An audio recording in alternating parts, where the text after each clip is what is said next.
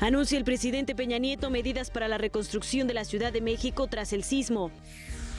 Aumentó a 369 el número de víctimas mortales por el terremoto. Ningún programa sustancial del modelo educativo se verá afectado por la reconstrucción de escuelas, aseguró el secretario de Educación Pública, Aurelio Nuño. Se cumplen 60 años del lanzamiento del Sputnik. En el mundo, luego del paso de huracanes, Trump se dijo dispuesto a liquidar la deuda de Puerto Rico. En los deportes, David Patiño y Enrique Mesa al rescate de Pumas y Puebla.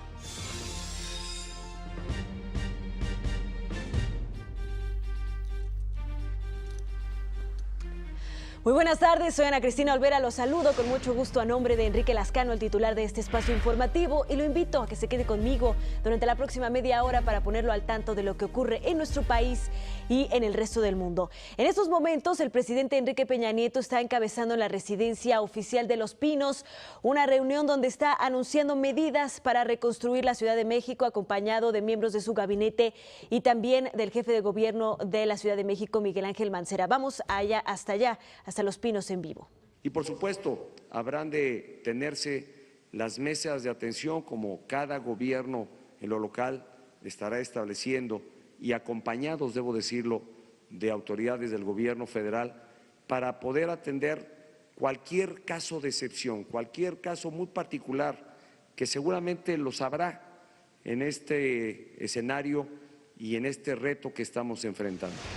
Creo que lo importante y vale la pena destacar es la buena coordinación, la hoja de ruta que tenemos trazada, los mecanismos ya identificados que tenemos para apoyar a la población afectada y que eso sea lo que prive y sea lo que en general permita emprender esta labor de reconstrucción y prestemos la debida atención también a los casos muy particulares que eventualmente pudieron haber escapado o pudieran no haberse registrado los daños que algunos y de forma muy particular dejaron hoy vamos conociendo, dejan verse en distintas partes de las zonas afectadas. Debo reconocer también los esfuerzos que Infonavit y Foviste han hecho para tener mecanismos ágiles de acceso al crédito a población derechohabiente, con un segundo crédito, con tasas preferenciales, con atención inmediata. Y cuando hablamos de un segundo crédito, vale la pena decir que una vez que se ha otorgado un crédito, toma tiempo para quien ha cubierto ese primer crédito pueda obtener un segundo crédito. Lo que ha autorizado el Consejo de ambos, tanto de Infonavit como del Foviste, es agilizar y dar de manera inmediata este segundo crédito a las familias afectadas. Pago del seguro de daños, apoyo para pago de renta hasta por 6 meses a población derechohabiente del Infonavit y del Foviste. Esto da cuenta de los apoyos que se han venido, no apoyos, sino los mecanismos de atención a estos siniestros, a esta condición de emergencia, a las afectaciones que hubo de estos 2 sismos que lamentablemente se dejaron sentir en el mes de la patria, en el mes de septiembre, el 7 de septiembre y el 19 de septiembre. Pero también retomo algo de lo que expresaba el propio jefe de gobierno de la Ciudad de México. Creo que nuestra ciudad, la Ciudad de México, ha mostrado su capacidad de resistencia mayor, de resiliencia como hoy se conoce, y sobre todo ha puesto a prueba la capacidad de las instituciones que está acreditando que en debida y oportuna y eficiente coordinación estamos en capacidad de atender a la población damnificada. Los apoyos continúan.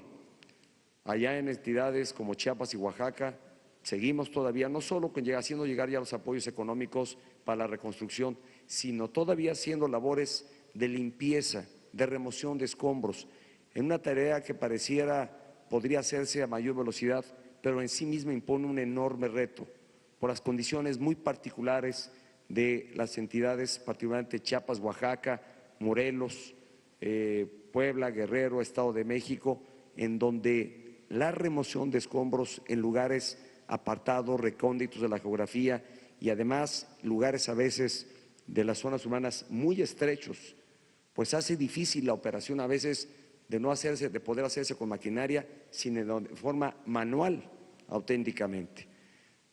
Y esto evidentemente pues nos tomará algo de tiempo, pero estamos en la ruta, con mecanismos definidos, con apertura para poder enriquecer los que ya hemos identificado y que todo ello nos permita dar atención y sobre todo asegurar que nuevamente México y los estados afectados y su ciudad capital estén plenamente de pie, trabajando con normalidad y las familias nuevamente en lugares seguros y retomando su vida ordinaria y normal.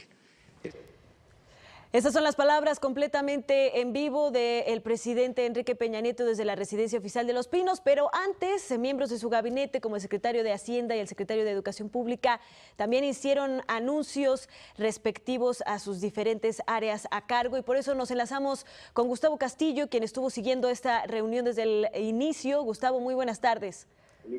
¿Cómo estás, Ana Cristina, amigos de México al Día? Así es, en Los Pinos el presidente Enrique Peña Nieto encabeza esta reunión denominada Medidas para la Reconstrucción de la Ciudad de México.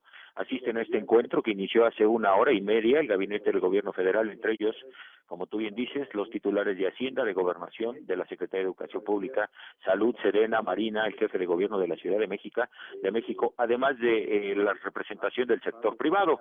El presidente ha dicho que la ruta que se ha trazado se podría sintetizar con 3 R's, 3 etapas. La primera, resguardo, que es dar atención a la emergencia, albergue y atención médica a las personas damnificadas, el registro, que es el censo que se está realizando sobre todo en Chiapas y Oaxaca, y la reconstrucción. Aquí ha dicho el presidente que se han definido distintos mecanismos para la atención de los damnificados, un mecanismo abierto y transparente, y explicó que la idea de entregar tarjetas de débito a las personas, sobre todo de Oaxaca y de Chiapas, es empoderar a las familias para que con las líneas de crédito disponibles sean ellos los que definan de qué manera aplican estos apoyos. Por su parte, el secretario de Hacienda, José Antonio Meade, dijo que la suma de los rubros para desplazar crédito a los damnificados es de poco más de 6,000 millones de pesos, apalancada esta cifra con 900 millones de pesos que otorgará la Ciudad de México. Por su parte, el secretario de Educación Pública, Aurelio Nuño Mayer, afirmó que este regreso a clases pues ha sido un proceso paulatino y que prácticamente se está a la mitad de este proceso. Señaló que los daños totales en las escuelas, habla de 978 escuelas que presentan un tipo de daño que equivale al 10% de la Ciudad de México. Es decir, Ana Cristina, él dice que son 7 escuelas las que tendrán que ser reconstruidas totalmente, 342 con reconstrucción parcial y 629 presentan daños menores. El secretario de Educación Pública ha dicho que el costo aproximado para atender esta emergencia es de 1,500 millones de pesos. Por su parte, el jefe de gobierno de la Ciudad de México, en un tono respetuoso, le pidió al presidente de la República, pues dada la emergencia que presenta la capital del país, se flexibilicen y se amplíen los requisitos que se piden para la solicitud de apoyo económico. Esto es ahorrar o obviar o flexibilizar algunas de las reglas de operación para tener acceso al mecanismo de emergencia y urgencia. Ante ello, el presidente Enrique Peña Nieto se comprometió a revisar el marco de apoyo y dijo que con gusto se garantizarán apoyos acordes, sobre todo que tendrán que ser transparentes. Bueno, Ana Cristina, también estuvo por ahí el secretario de Salud, José Narro Robles, y el coordinador de Protección Civil, Luis Felipe Puente, que dieron sus balances con respecto a sus áreas de competencia, Ana Cristina. Así es, Gustavo, muchas gracias por tu reporte. Buenas tardes. Y precisamente el último cuerpo que estaba bajo los escombros del edificio de Álvaro Obregón 286, que colapsó por el sismo del 19 de septiembre, fue recuperado esta mañana.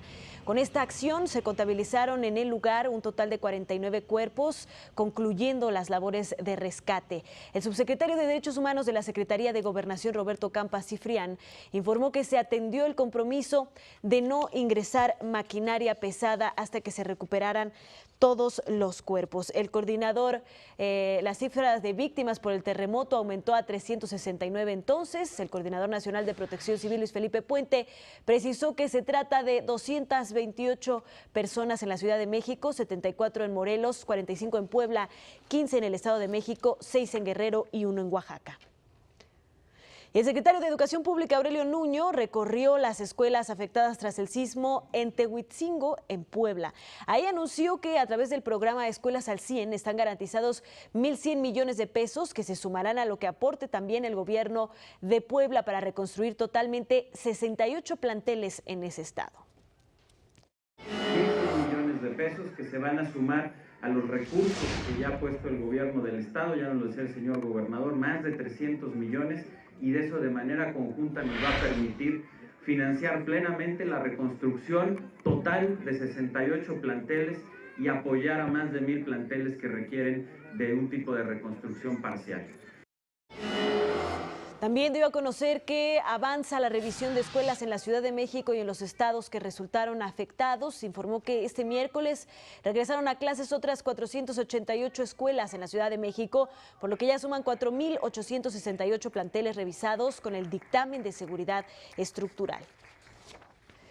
La Procuraduría de Justicia de la Ciudad de México abrió una nueva carpeta de investigación en contra de 2 directores que son responsables de obra y un corresponsable que están implicados en el caso del colegio Enrique Rebsamen, que colapsó aquí en la Ciudad de México. Se les investiga por autorizar o permitir el desarrollo de una construcción sin apego a la licencia, permiso o autorización en la parte superior del plantel.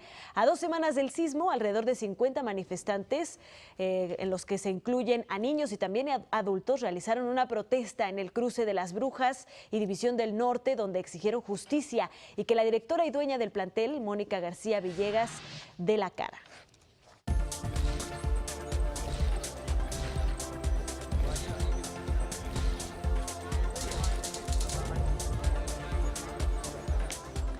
Es turno de los reporteros de México al Día. Iniciemos con Jacqueline López. Muy buenas tardes, te saludo desde el hangar de la Secretaría de la Defensa Nacional, donde hace unos minutos autoridades de la Cancillería Mexicana, de la Secretaría de la Defensa Nacional y del CENAPRED despidieron a 54 brigadistas españoles que apoyaron en la búsqueda y rescate de personas entre los escombros aquí en la Ciudad de México. Ellos participaron principalmente en el edificio Álvaro Obregón 286 en la colonia Condesa, donde rescataron hasta esta madrugada a la última persona. Que han venido a dar un ejemplo sobresaliente de generosidad, de solidaridad y de ayuda frente a la tragedia del sismo. Sabemos que México y su pueblo sabrán sobreponerse a la tragedia y desde España y en nombre del Teniente General Jefe de la Unidad Militar de Emergencia y de todos sus componentes queremos decirle ¡Fuerza México! En esta ceremonia se guardó un minuto de silencio por las víctimas de este sismo del 19 de septiembre y se les entregó una medalla conmemorativa a estos 54 brigadistas. Este es mi reporte hasta el momento. Muy buenas tardes. Muy buenas tardes para ti también, Jacqueline. Muchas gracias. Vamos con Gilberto Rodríguez. Gilberto, ¿cómo estás? ¿Qué nos tienes? Muchas gracias, muy buenas tardes. Este año la Comisión Nacional para el Conocimiento y Uso de la Biodiversidad, la CONABIO, cumple 25 años de labores ininterrumpidas bajo la coordinación nacional del doctor José Sarucán Kermes, por lo que el Colegio Nacional y la propia CONABIO pusieron en marcha un ciclo de conferencias que durará hasta el próximo 14 de diciembre con la participación de destacados especialistas. El doctor Sarucán abrió este ciclo de conferencias exponiendo biodiversidad mexicana, la labor de la CONABIO. Ha logrado ser un puente entre la academia, que es la generadora del conocimiento con el que CONABIO funciona, y por otro lado la sociedad, pero también el gobierno. Si esa es la idea de que esto fuera una estructura metida en el aparato gubernamental, el poder tener contactos con la academia como productora del conocimiento y con la sociedad como conocedora, receptora de ese conocimiento, para aumentar su entendimiento de la riqueza biológica del país. Es lo que tengo que informarles desde el Colegio Nacional, aquí en el centro de la Ciudad de México. Regreso con ustedes al estudio. Muchas gracias. Muy buenas tardes. Gracias, Gilberto. Flor Hurtado. Hola, ¿qué tal? Los saludo con mucho gusto desde la Fundación Miguel Alemán, la cual está ubicada en Polanco. Aquí, Carlos Bogeler, secretario ejecutivo de Relaciones con Países miembros de la Organización Mundial de Turismo, dictó una conferencia magistral. Reconoció que los sismos de los pasados 7 y 19 de septiembre sí tendrán una afectación a corto plazo en la actividad turística de nuestro país. En este sentido, destacó la importancia de que se implementen programas focalizados para reactivar y fortalecer esta actividad económica. Aquí sus palabras. Generar los recursos necesarios para que la actividad turística se regenere lo antes posible, porque en eso está la supervivencia de las personas que trabajan en esa actividad turística. En otros temas, y antes de regresar con ustedes al estudio, déjenme comentarles que dijo que México debe afrontar los problemas de inseguridad y también debe desplegar una campaña de comunicación en la que se reduzca las brechas de percepción sobre lo que realmente está pasando en nuestro país y lo que los demás países se imaginan o piensan de México. Esta es la información que les tengo. Regreso con ustedes al estudio. Que tengan excelente tarde. Gracias, Flor.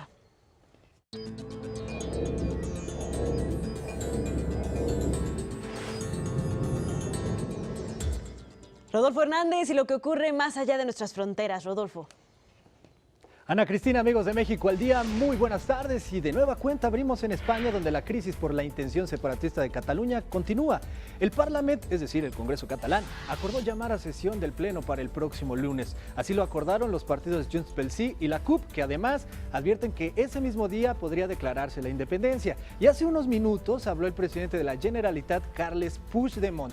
¿Qué dijo en su mensaje? Pues criticó la violencia que se vivió el domingo pasado durante el referéndum y criticó también al rey Felipe VI de España. Esto porque dijo, abandonó el carácter que debe mantener de mediador y manifestó un apoyo hacia el gobierno de Mariano Rajoy y hacia el Partido Popular. Además, el presidente de la Generalitat aseguró que está dispuesto a que se empiece con un proceso de mediación para llegar a un acuerdo y calificó las posturas tanto del gobierno central como de la corona como catastróficas. Escuchemos.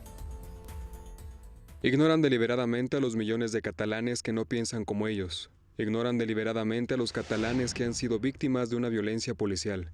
Y reiteraré, cuantas veces como sean necesarias, paz, diálogo y acuerdo forman parte de la cultura política de nuestro pueblo.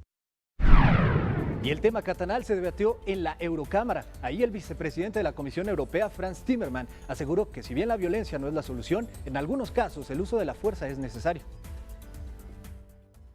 Por supuesto, el deber de cualquier gobierno mantener el imperio de la ley, y esto a veces requiere el uso proporcional de la fuerza. La libertad de expresión es un derecho fundamental para todos los ciudadanos europeos y, por lo tanto, para todos los ciudadanos españoles. Pero una opinión no es más valiosa que otra, solo porque se expresa con más fuerza. Y ayer le informamos sobre la visita que realizó el presidente de los Estados Unidos, Donald Trump, a Puerto Rico para supervisar las labores de reconstrucción tras el paso del huracán María. Desde ahí anunció su intención de liquidar la deuda que mantiene la isla con el gobierno federal. Tenemos que resolverlo de alguna manera. Tenemos que analizar toda la estructura de su deuda. ¿Sabes que le deben mucho dinero a los amigos de Wall Street? Vamos a tener que borrar eso. Así tiene que ser. Ya sabes, puede decir adiós a eso. Tenemos que hacer algo con eso, porque la deuda de la isla es masiva. Sin embargo, antes de estas declaraciones, el presidente Trump volvió a ser centro de las críticas, en esta ocasión por su forma de entregar ayuda a los damnificados. Vea usted.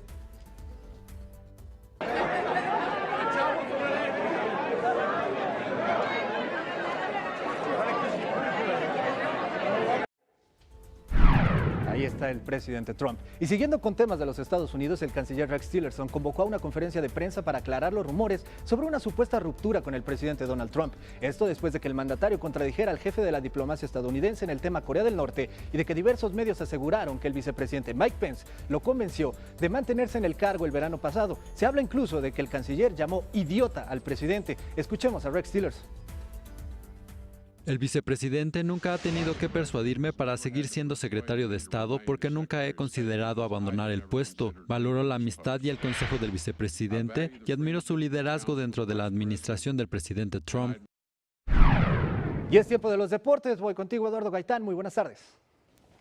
Muchísimas gracias, Rodolfo. Muy buenas tardes, amigos de México al Día. Vámonos con información deportiva. Comencemos con el fútbol mexicano porque los Pumas viven una de sus peores crisis históricas. Luego de la derrota de 4-1 en contra de Cruz Azul, Sergio G. presentó su renuncia, la cual por supuesto que fue aceptada por el rector de la UNAM, Enrique Graue, y el presidente del equipo felino, Rodrigo Ares de Parga. En su lugar, David Patiño, auxiliar técnico tanto de Juan Francisco Palencia como del señor Egea, que se acaba de ir, se hará cargo del equipo de manera interina. Patiño, canterano auriazul, debutó con Pumas en 1986 y se ha dedicado especialmente a la formación de la sub-20 de los felinos. Ahora tomará el timón del primer equipo en su peor crisis en 12 años.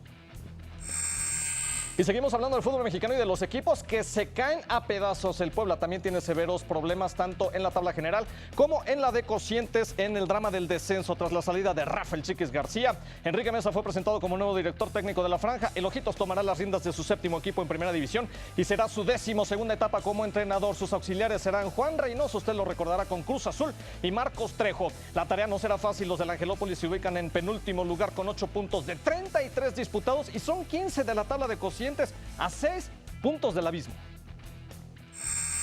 Seguimos con el fútbol. La selección mexicana continúa con su preparación en el centro de alto rendimiento de cara a enfrentar a Trinidad y Tobago en el penúltimo partido del hexagonal final de la CONCACAF rumbo a la Copa del Mundo, por cierto, para la cual ya tiene el boleto asegurado. Ayer Carlos Vela, quien tuvo un retraso con su vuelo, ya se integró a la concentración del Tri. Al terminar con la sesión de este martes, los jugadores convivieron con 200 aficionados que pagaron 3,000 pesos para ingresar cada uno con el fin de recaudar fondos para los damnificados del sismo del pasado 19 de septiembre. El gran total, y un aplauso para ellos, fue de 1,200,000 pesos. Hoy hubo práctica matutina de cara al juego ante los trinitarios este viernes en San Luis Potosí a partir de las 8:30 de la noche.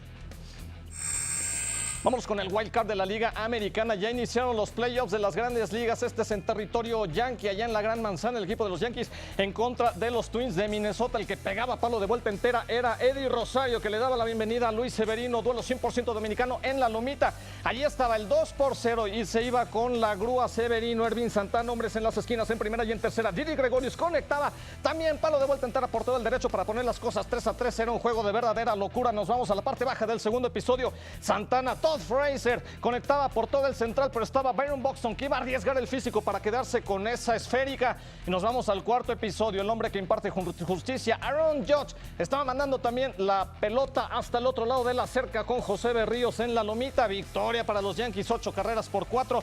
De esta manera estarán buscando el boleto a la final de la Liga Americana en contra de los Indios de Cleveland, por cierto, actuales campeones. Esta serie inicia dentro de 2 días. Y ya que estamos en el béisbol de las grandes ligas, vámonos con la Liga Nacional, porque también hoy tenemos el partido de comodín. 2 viejos conocidos del oeste, los Arizona Diamondbacks en contra de los Rockies de Colorado, disputarán el wild card del viejo circuito a partir de las 19 horas tiempo del centro de México en el Chase Field de Phoenix, Arizona. Las 6 series que se disputaron en la campaña regular entre estos dos equipos, 3 fueron para los D-backs por una igualada. El ganador se citará con los Dodgers de Los Ángeles en el juego divisional. Y seguimos hablando de béisbol, seguimos en la gran carpa. Vamos a hablar del exjugador de los Yankees de Nueva York, Derek Jeter, que con el empresario Bruce Sherman fueron presentados como nuevos dueños de los Marlins de Miami. Una transacción de $1,200 millones. El ex Yankee comentó que buscará implementar una cultura ganadora y realizar una reconstrucción radical dentro de la organización con el fin de regresar a los playoffs de la gran carpa, donde no figuran los Marlins desde el año 2003. We believe in the fan base. We are focused on bringing the fans back. We're going to build this organization based on respect, integrity, honor. We're going to have hard work, and I think those things are always rewarded in the long run. Y por último nos vamos a la duela del Juego de las Estrellas. No habrá más oeste en contra del este, formato que se mantuvo vigente por los últimos 66 años. El nuevo All-Star se basará en las selecciones de 2 jugadores, los más votados en internet. Estos 2 basquetbolistas serán los que elijan a su roster. Como hasta ahora, 10 titulares serán votados en internet y los restantes 14 a capricho de los coaches. Esta dinámica se llevará a cabo por primera vez en el All-Star 2018, que se llevará a cabo el próximo 18 de febrero. Lo que tenemos hasta el momento en información deportiva. Ana, amigos, que tengan excelente tarde, buen provecho. Gracias, Lalo, excelente tarde para ti también. Muchas gracias por toda la información de los deportes. Y bueno, lo invito a que se quede ahora en Iberoamérica al día y a las 9, tiempo del centro. Gustavo Rentería lo espera con la agenda informativa de México y el resto del mundo. Yo soy Ana Cristina Olvera, a nombre de Enrique Lascano, titular de este espacio, y de todos los que hacemos posible este espacio informativo. Que tengan un excelente miércoles.